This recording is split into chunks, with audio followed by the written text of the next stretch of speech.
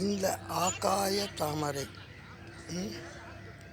இப்போ நான் கையில் பிடிச்ச தாமரை மிஞ்சி போனாக்கா ஒரு 50 கிராம் வெயிட் வராது. என்னது இவ்வளோ வெயிட்டு. இதே தாவரம் மண்ணில் விளைய தந்தாக்கா இது தூக்கினாக்கா கிட்டத்தட்ட 1 கிலோ வெயிட் வரும்.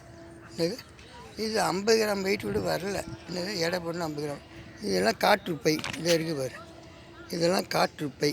இது இருக்குது பாரு, இதுவும் காற்றுப்பை தான். இது என்ன எப்படி கார்பனை இது உண்டை சத்துன்னு சதை கொழுப்பெலும்பு மஜ்ஜி வெந்நீர் சுக்கிலத்தை எடுத்துக்கின்னு தலையில் கற்று வாழுது.